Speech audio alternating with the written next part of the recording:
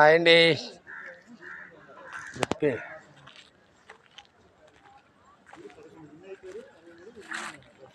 చూసారా దుప్పి.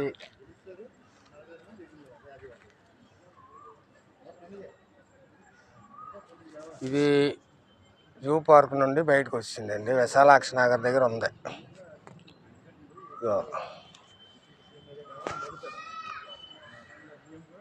ఇదో మేము అడ్మిషన్ పర్పస్ అలాగ వచ్చాము. సురేష్ గారు, స్వామి సారు, గరగేష్ సారు, నేను వచ్చామండి. దుప్పు కనబడి సార్ దుప్పు చూసారా? దుప్పి దుప్పండి, దుప్పి.